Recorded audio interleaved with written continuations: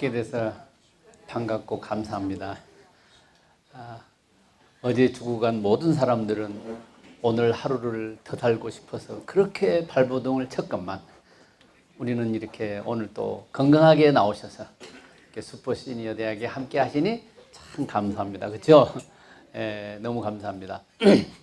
그림을 하나 좀 먼저 보도록 하겠습니다. 이게 무슨 그림 같은가요? 줄타기죠? 줄타기는 뭐가 제일 중요할까요? 균형. 좌우로 넘어지지 않. 저분은요, 앞뒤는 뭐 넘어져도 괜찮아요. 줄이 있으니까. 좌우로만 안 넘어지면 돼요. 그걸 뭐라 그랬냐면 균형이다. 그래요, 균형. 그래서 오늘 주제는 건강은 균형이다. 이런 주제로 말씀을 좀 드리려고 합니다. 한번 따라해 보실까요? 건강은 균형이다. 건강은 균형이다. 균형이 맞지 않으면 건강이 깨집니다. 그래서 건강을 위해서는 균형이 굉장히 중요해요. 성경의 신명기에 보니까 이 성경은요, 지금으로부터 3,500년 전에 쓰여진 건데요. 제가 한번 읽어볼게요. 그런즉 너희 하나님 여호와께서 너희에게 명령하신 대로 너희는 삼가 행하여 좌로나 우로나 치우치지 말고. 이게 뭐예요? 좌로나 우로나 치우치지 않는 게 균형이에요.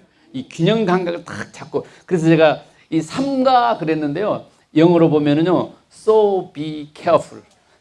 아시죠? so be careful. 좌우로 치우치지 않도록. 우리 생각도 그런 것 같아요. 생각도 어떤 사람 너무 좌측으로 가요. 어떤 사람도 너무 우측으로 가요. 그럼 돼야 안 돼요. 딱 균형을 잡아야 돼요. 너무 북쪽, 너무 남쪽 다 어떻게 됐죠? 얼음 나라잖아요. 얼음 나라. 너무 극과 극은 다 같은 거예요. 다 차가워요. 그래서 균형을 잘 잡는 것이 굉장히 중요합니다. 솔로몬이라고 하는 사람 알죠? 다윗의 아들이잖아요. 다윗의 고향은 어딘지 아세요? 베들레헴이에요. 예수님의 고향은? 예수님의 고향은 빨리 아시는데 다윗도 고향이 베들레헴이고, 베들레헴 지금도 가면요, 그 다윗이 물 떠먹고 놀던 우물이 지금도 있어요. 베들레헴에 가면요. 자, 그래서 솔로몬도 뭐라 그랬느냐? 솔로몬은 이제 2,500년 전 사람이거든요. 솔로몬은 그랬어요. 전도서 7장 16절에 지나치게 의인이 되지도 말며 지나치게 지혜자도 되지 말라. 어찌하여 스스로 패망하겠느냐? 이 의인 되는 거 좋잖아요. 지혜 있는 거 좋잖아요. 그런데도 그게 지나치지 말라는 거예요. 지나치지. 항상 너무 지나치면 안 돼요. 그래서 솔로몬도요, 우리는 의인이 막 되면 좋고 지혜자가 되면 좋은데도 불구하고 솔로몬은 지혜 있는 사람이잖아요. 그 진짜 지혜를 발동해서 너무 지나치지 말아라. 너무 극으로 치우치지 말아라. 이런 말을 하고 있는 거예요. 건강도 잘 지키기 위해서는요, 음식도, 운동도, 생각도, 생활도 너무 치우치면 안 돼요. 너무 지나치면 안 돼요. 운동이 좋다 그래서 또 운동을 밤낮 하면 병나서 또 죽어요. 야채가 좋다 그래서 또 야채만 주구장창 먹으면 영양의 불균형이 또 일어나요. 그러니까 뭐든지 치우치면 안 되고 지나치면 안 됩니다. 그래서 이거를 사자성어로 뭐라 그러죠? 과유불급이다. 이렇게 말하는 거예요. 너무 지나치면 미치지 못하는 것만 또 못하다. 그러니까 이 적당하다는 거, 중용이라는 거 되게 중요합니다. 솔로몬도 그랬고 신명기에서도 그랬고 너무 지나치지 말아라. 그래서 한의학에서는 뭐라 그러냐면요, 음양의 불균형, 균형이 깨지면은 병이 된다. 이렇게 말해요. 한의학에서만 그런 게 아니고 양의학에서도요. 한번 자 그림 한번 볼까요? 교감신경과 부교감신경이라는 게 있습니다. 이것이 자 한번 볼까요? 교감신경과 부교감신경 그림이 나오고 있는데요. 교감신경은 우리 등에 척추 있잖아요. 척추 속에 신경이 쭉 흘러가요. 그러면서 척추 사이로 하나씩 나와서 우리 장기하고 붙어 있어요. 간, 심장 다 이런 장기들하고 붙어 있죠. 그 다음에 미주신경이라 해서 우리 척추로 쭉 따라가는 신경이 있고, 하나는 얼굴에서 이쪽에서 나와서 우리 몸을 그냥 통해서 그 장기하고 붙어 있어요. 그러니까 심장을 예로 들면은 교감신경하고 부교감신경이 양쪽에서 딱 붙어 있어서 균형을 잡아주는 거예요.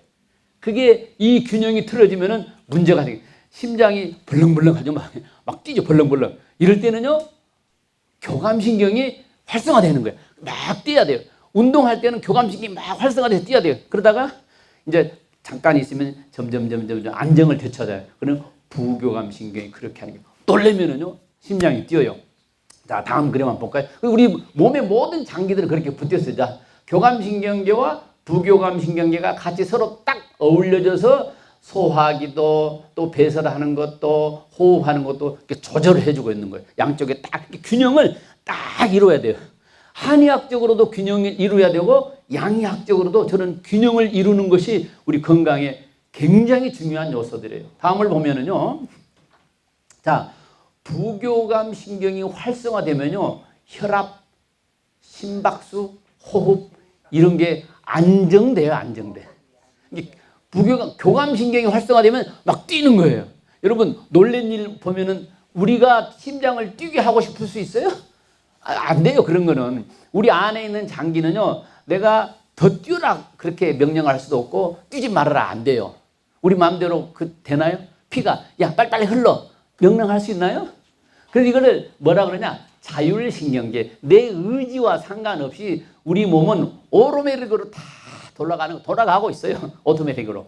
그런데 스트레스를 너무 많이 받는다든지 영양이 불균형이 생긴다든지 스트레스를 많이 받는 것도 정신활동의 불균형이잖아요. 또 영양성분이 너무 한쪽으로 막 치우쳤어.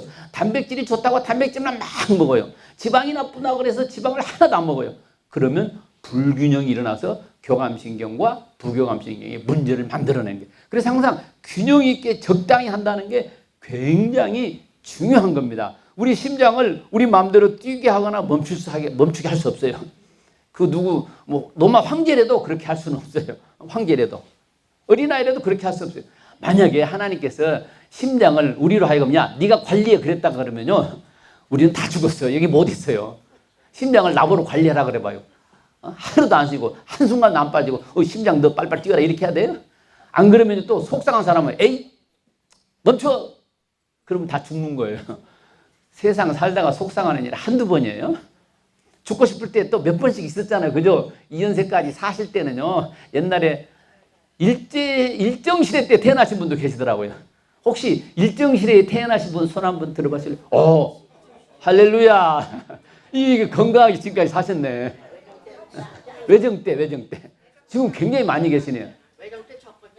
네, 지금 이제 우리나라가 1945년에 해방됐으니까 그 전에 다 태어나신 분들이 이렇게 많으시다는 얘기잖아요. 만약에 그때 태어나서 나라도 없고 식민지사로 LA 속상해 그리고 심장 뛰지 마 그러면 큰일 났죠.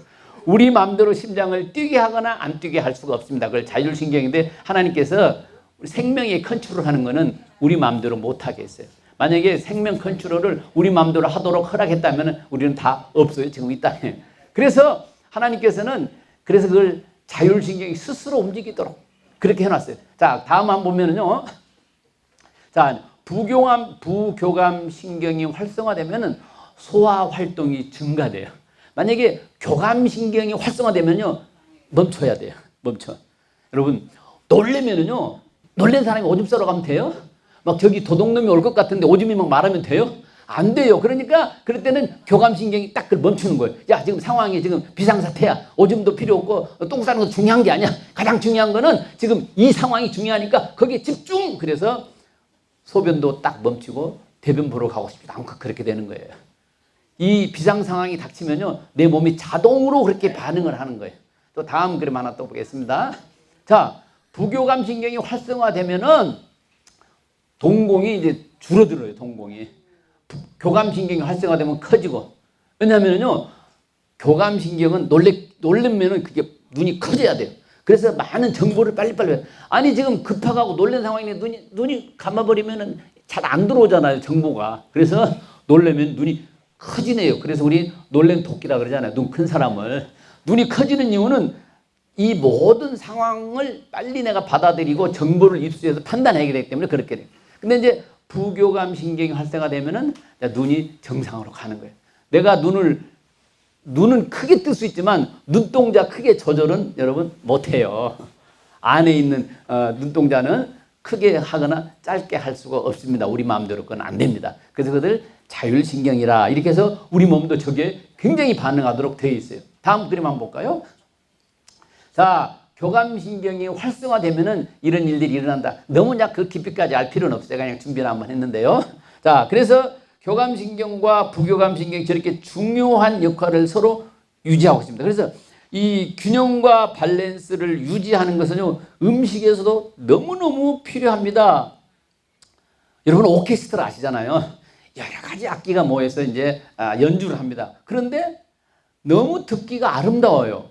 왜 그렇죠? 하모니를 이루기 때문에 그렇습니다. 우리가 먹는 뭐 단백질, 비타민 여러 가지 음식이 우리 속에서 하모니를 잘 이루어져야 돼요. 그런데 오케스트라 하다가 바이올린 한 사람 지 잘났다고 삐삐 소리를 내면은 하모니가 깨지는 거예요. 또 오케스트라 하다가 다른 악기가 자기 잘난 척 하려고 좀 큰 소리를 내면은 하모니가 깨지는 거예요. 우리 여기 지금 이렇게 시니어 대학에 살 때도요, 내가 좀 잘났고 내가 좀 많이 알아도요, 그걸 톡 튀어나오게 하면은 하모니가 깨져서 평화가 깨지는 거예요. 잘났어도 못난 척, 못났어도 못난 척 하고 살면은 하모니를 이루잖아요. 내 의견만 주장하고 내 생각만 주장하면은 전체 하모니를 깨는 거예요. 오케스트라도 마찬가지예요. 우리 몸도 마찬가지예요. 어떤 한 가지 영양분을 좋아한다고 과도하게 먹으면 문제가 있어요.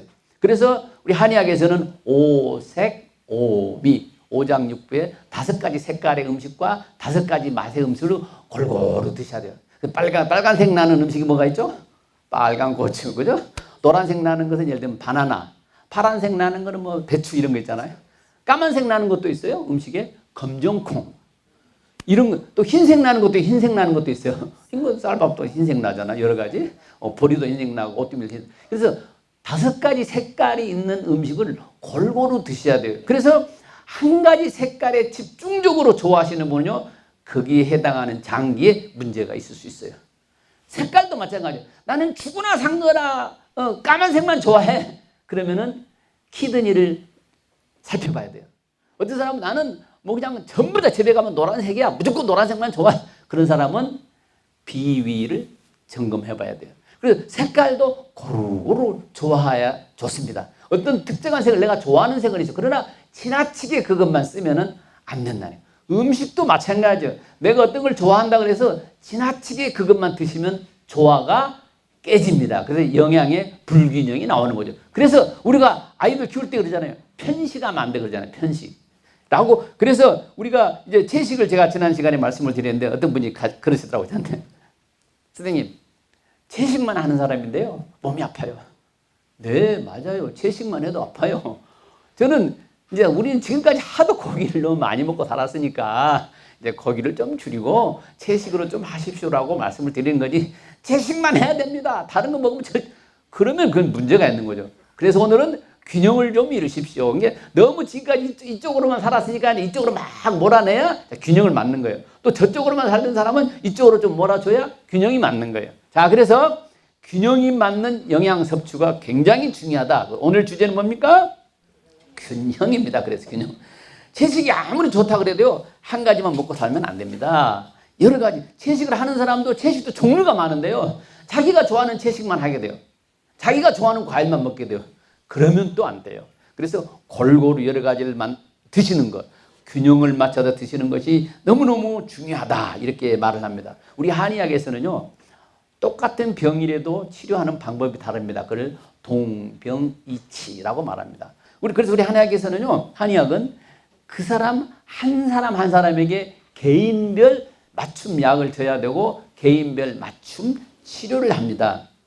예를 들면 여러분 두통이 있는데 두통약은요 전 세계적으로 똑같은 걸 사용합니다. 우리 한의학에서는 두통을 치료할 때 똑같이 다 치료하지는 않습니다. 여러분 두통이 오면 똑같은 그 약 있잖아요. 그걸 다 먹어요. 전 세계에서. 그러면 두통약은 치료약이 아닙니다. 그 순간은 모면하는 거죠. 임시로 차단을 두통은요 임시로 통증을 차단시켜 주는 거예요. 근데 두통도요 종류가 너무너무 많아요. 저는 두통 환자가 오면 항상 제가 상담하는 게 있어요. 자식이 속 썩입니까? 자식이 너무 속을 썩여도 두통이 와요.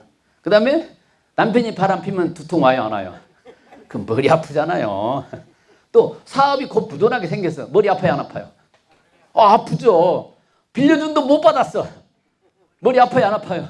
또 그것도 머리 아파요. 우리 시쳇말로 골치가 아픈 거예요. 어느 날 그렇게 친하던 친구가 딱 돈 빌려 가더니 배신하고 배신 때리고 갔어요. 어떻게 해요? 그럼 골치 아파요. 두통이 오는 거예요. 두통도요, 우리가 생활 속에서 오는 이런 여러 가지 두통도 있어요. 생활 속에 오는 두통. 그리고 질병 때문에 우리 내부 장기랄지 뭐 바이러스 세균이랄지 다른 여러 가지 요인에 의해서도 두통이 올 수 있어요. 그래서 두통은요, 치료하기가 정말 골치 아픕니다. 아주 다양한 여러 가지 원인이 있기 때문에 그래요. 정신적인 원인도 있어요. 보이지 않게 아까 제가 말씀드린 이런 것들, 골치 아파서 오는 두통도 있고, 그 다음에 실제로 내 몸에 문제가 있어서 두통이 오는 경우도 있습니다. 그래서 사람을 치료할 때 그분에게 맞는 거 각자 틀려요. 우리 한의학에서는요, 요 머리 이쪽이 아프면 고름 두통이라고 그러고요, 이마 쪽이 아프면 양명 두통이라고 그러고, 머리 뒤쪽으로 아프면 태양 두통이라고 그래요. 옆쪽이 아프면 삼초 두통이라고. 두통도 다 나누어서 치료를 합니다. 근데 두통이 오면 어디가 아프세요? 물어봐요. 어느 쪽이. 그래서 거기 쪽이 아프면은 이제 진단하고 치료를 그렇게 합니다. 자, 그래서 여러분 지난 시간 채식을 말씀드렸는데, 채식만 해도 우리의 건강에 영양분의 균형이 깨지기 때문에 밸런스를 잘 맞춰서 드셔야 된다라고 말씀을 드리는 겁니다. 우리가 먹는 이 단백질 있잖아요. 단백질 사람들 되게 좋아하는데요. 단백질도요, 원래는 100가지가 넘고요, 우리 몸에서도 20가지의 단백질이 있어야 돼요. 근데 우리 몸에는 약 20가지 단백질이 있어야 되는데, 우리 몸에서 단백질을 합성해서 만들어내는 단백질도 있고, 만들긴 하는데 약간 부족한 것도 있고, 전혀 우리 몸에서 합성하지 못하고 반드시 외부에서 섭취해서 먹어야 되는 단백질이 있습니다. 자, 그러면 식물에서 얻는 단백질은요, 견과류에 많이 있습니다. 콩, 씨앗류 이런 것들의 통곡물에 단백질이 또 있어요. 생선에서는 연어나 넙치나 참치 이런 것에 단백질이 있고요. 동물성 단백질은 뭐 동물이니까 여러분 다 아시잖아요. 그렇게 단백질이 많이 들어있습니다. 시간이 다 가기 때문에 다음 그림만 보겠습니다. 예, 제가 이제 마지막으로 또 말씀을 드리겠습니다. 균형이 아주 중요하다. 생활의 균형도 중요합니다. 여러분, 이 지구에는요, 낮과 밤이 동시에 존재합니다. 이 낮과 밤이 균형이 딱 맞습니다. 반씩. 그래서 지구가 태초에 생겨난 이후로 지금까지 그 균형이 깨져 본 적이 없습니다. 반은 낮이고 반은 밤이고. 낮이 아무리 좋아도 낮만 있으면 우리는 못 삽니다. 밤에 아무리 쉬어도 계속 밤만 있으면 우리는 살 수가 없어요. 정확하게 지구는 반반의 균형이 나뉘었습니다. 그래서 그걸 우리는 음양이라 한의학에서는 그렇게 부릅니다. 그래서 우리 생각하는 것도 균형을 이루고요, 식사하시는 것도 균형을 이루고요, 운동하는 것도 생활하는 것도 모든 것들이 균형을 이루어야 됩니다. 그 균형을 이루지 못하면 우리의 건강은 놓치기가 쉽습니다. 저분은요, 많은 훈련을 해서 저렇게 했는데, 저는 제가 줄타기 하는 것을요, 우리 한국 가면 용인에 민속촌 있잖아요. 거기 가서 봤어요. 아, 저기 우리 같은 사람은 올라가지도 못해요. 거기 걷는 건 놔두고. 근데 저 사람들은 많은 훈련을 해서 저렇게 됐지만은, 우리는요, 균형을 잘 잡아야 됩니다. 그래서 드시는 것도 생활하시는 것도 생각하시는 것도 너무 한쪽으로만 생각하면 안 돼요. 이쪽으로 갔다 가면 또 이쪽으로만 생각해야 돼요. 그래서 균형을 잡고 생각하셔서 음식이나 생활이나 운동이나 균형 감각을 잘 맞추셔서 건강하게. 아까 제가 오다 보니까 우리 저쪽에 윌링에는요, 올해 연세가 99세 되신 분이 있어요. 99세. 내년에 이제 100세 되실 거예요. 그런데 건강하세요. 우리 여기 시니어 센터에 나오세요. 그래서 건강하게 생활하시거든요. 여러분, 100세를 넘으셔서 건강하게 계속해서 여기서 이렇게 지내시면 좋겠지요. 균형을 잃어버리면 안 돼요. 균형. 생각도 균형을 절대로 잃어버리면 안 돼요. 너무 좌우로 치우치면 안 돼요. 음식이든지 생각이든지 삶이든지. 그래서 균형 있는 생활로 건강하게 오래오래 사시기를 바랍니다. 감사합니다.